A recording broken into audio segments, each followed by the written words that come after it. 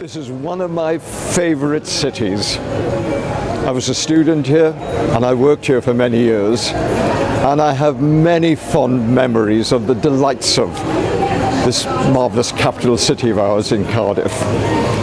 The old arcade, the Casablanca Club, and of course here, Chip Alley, where you could get the wonderful Epicurean delights of chips and curried sauce, especially if they were followed by a couple of pints of brain skull attack. Now that's enough of my hedonistic reminiscences, because there's so much more to this city. There have been many excellent books and articles written about the history of Cardiff.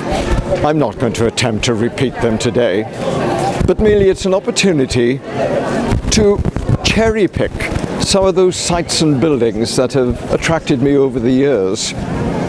It's one of our circles of history, moving several hundred yards in every direction from the lovely St. John's Church behind me. And this is a great place to start. During the medieval period, Cardiff had two main churches, St. Mary's, and this one, St. John's, was built as a chapel of ease in 1180. This is one of the oldest existing buildings in Cardiff. In 1404, Owen Glyndwr burned the castle, destroyed a large part of the town, and really hammered this church. As a consequence, a century later, it was substantially rebuilt, including the addition of that wonderful three-tiered tower that reaches up some 150 feet. And of course, like so many of our churches, it was substantially remodeled by the Victorians.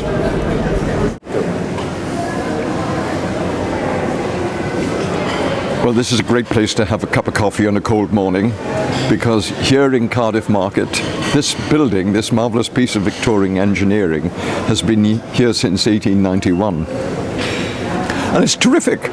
What we're talking about is a massive shopping mall. And it's absolutely got everything. It's one of my favourite locations. The range of goods available here under the shadow of the clock and the market managers, well, it's almost overwhelming. Right at the entrance of Trinity Street is Ashton's, the fishmongers, that predate the present market hall. They've been selling fish here since the 1860s. And the Market Deli has been here since 1906. For those of us of a certain vintage, this place is an absolute must. It's Kelly's Vinyl Heaven, an opportunity to riffle through the history of music through the 20th century. And the chance to stand next to the king. In the early 19th century, Cardiff and the great iron-making town of Merthyr Tydfil, some 25 miles to the north, there were so many links between them. And one of the connections took place here. This was the site of the town jail on Friday, the 13th of August, 1831, at 8 a.m. in the morning, when the so-called working-class martyr Dick Penderyn was hanged. Cardiff is very much a Victorian and Edwardian city, but what I find so surprising is that some of its arcades have actually been built along the lines of the medieval lanes.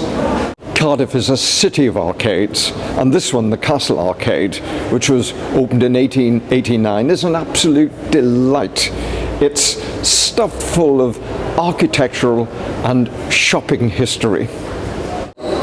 For example, this wonderful place, Cardiff Violins.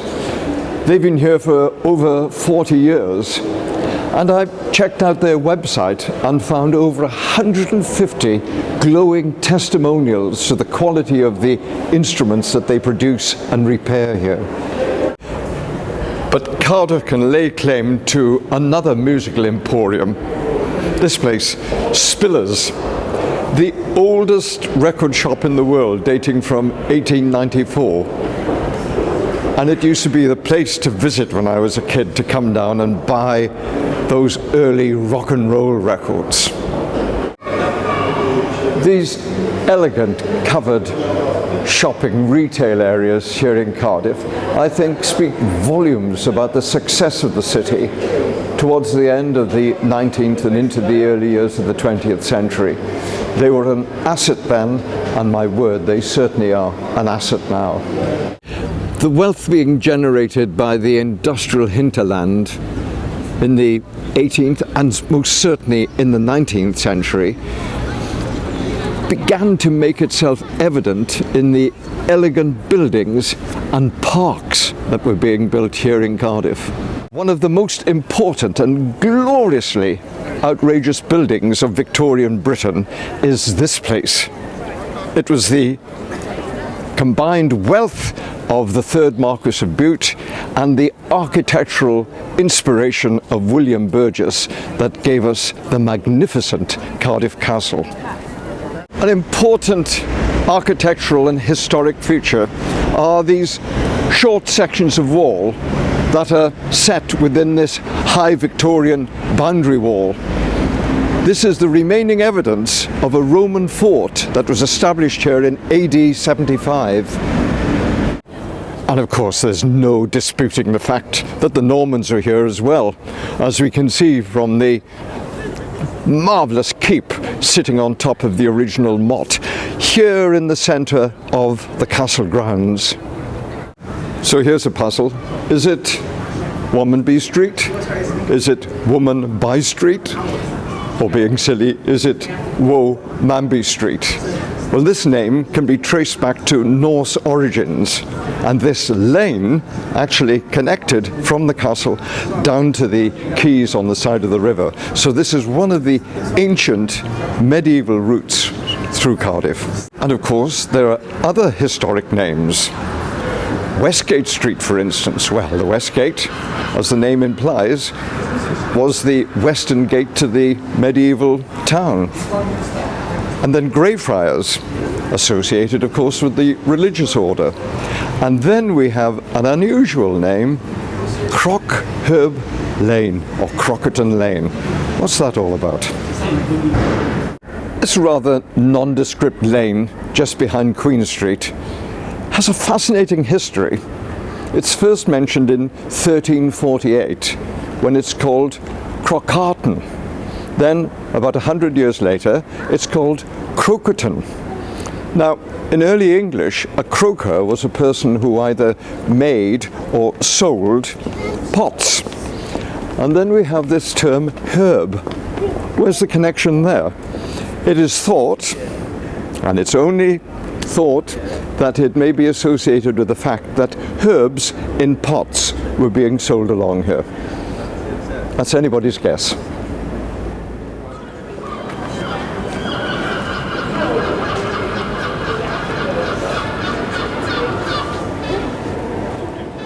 I'm so pleased to see the reference here to the Golate.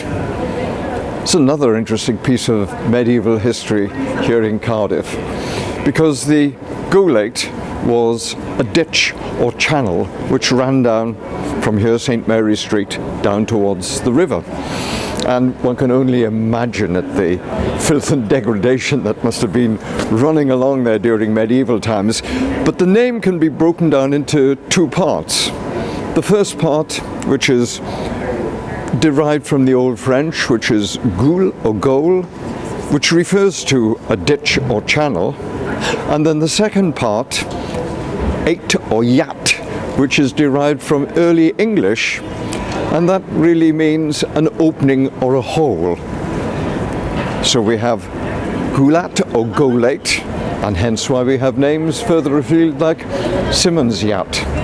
You know, Cardiff is so constantly changing that I sometimes find it difficult to keep up with what's been happening. And so often, some of the smaller details, some of the smaller buildings are just lost. It's a great pleasure to come across a little bit of Cardiff that's been refurbished and restored.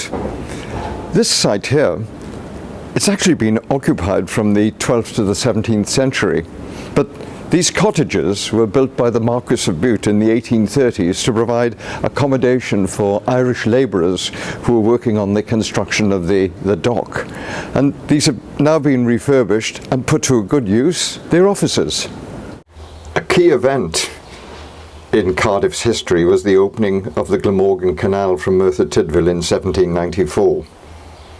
It ran right down through the city centre before reaching the sea at the developing docks. Of course, most traces have now been covered over, but there are a couple of hints still left.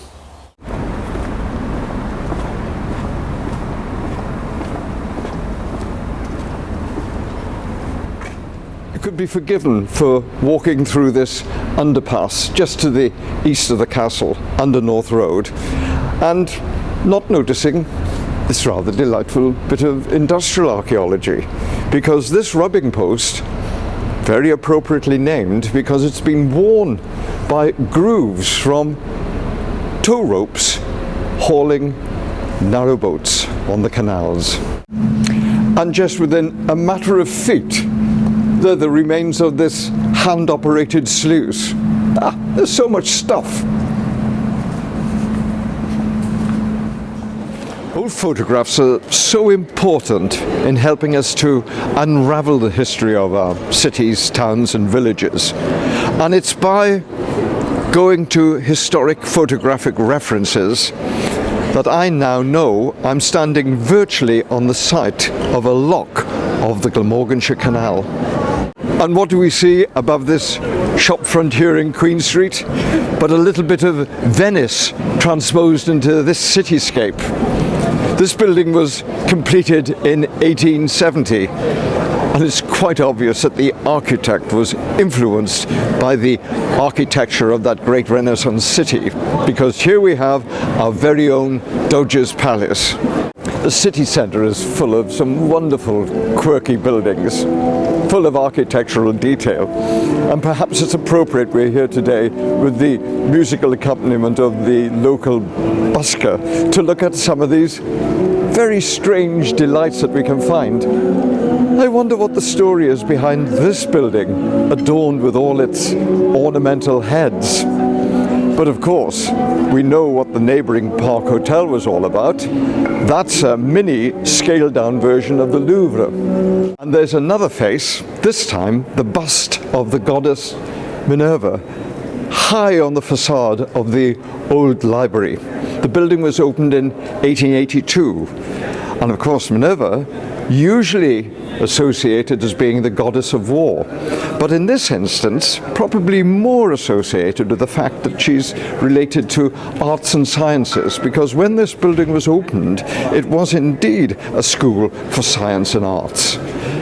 Now it's the home of a display on the history of Cardiff, and also some marvellous stained glass windows and truly magnificent decorative tile work.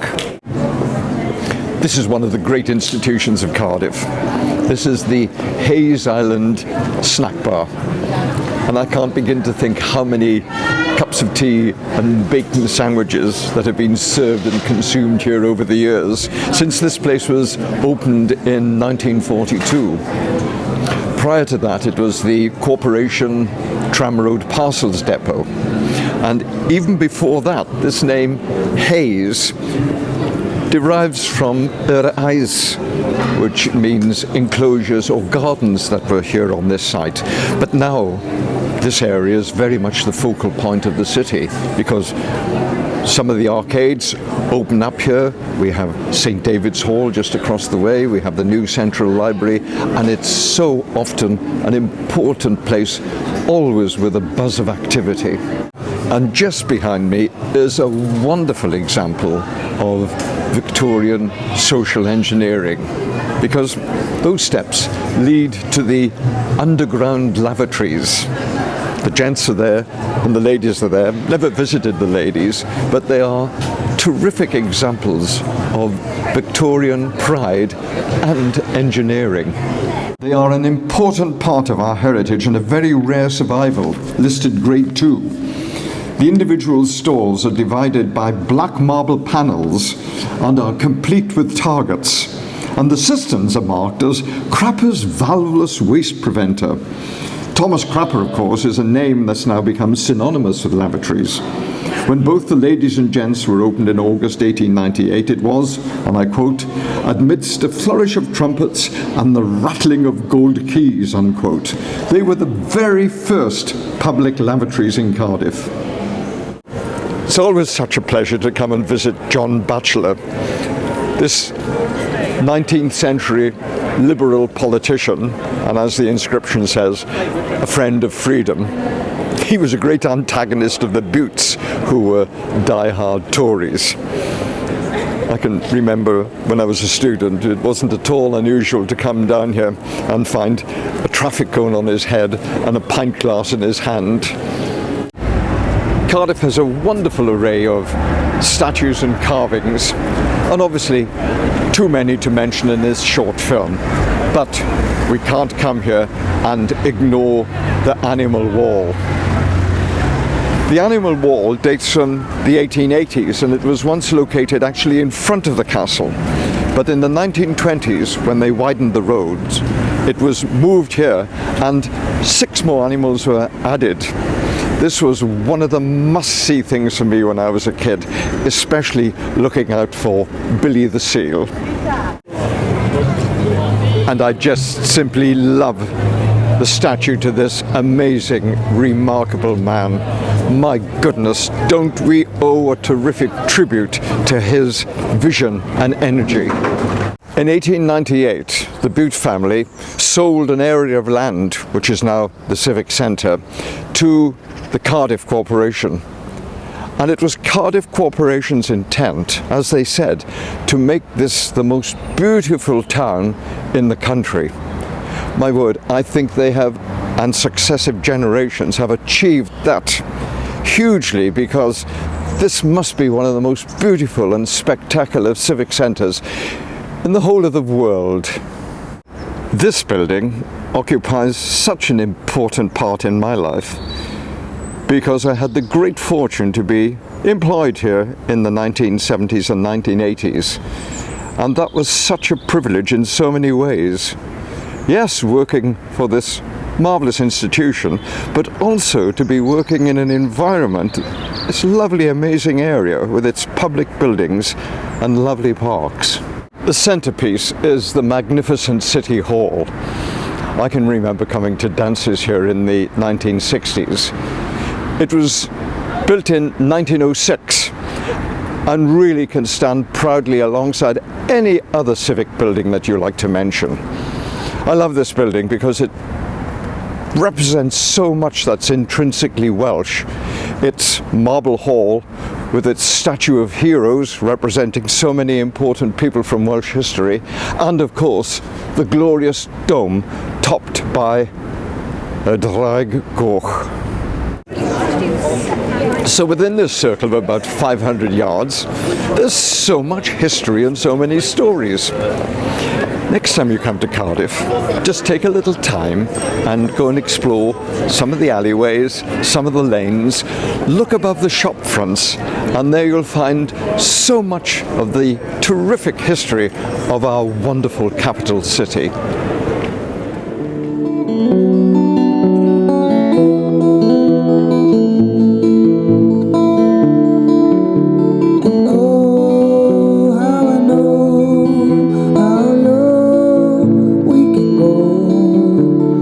I believe in my change.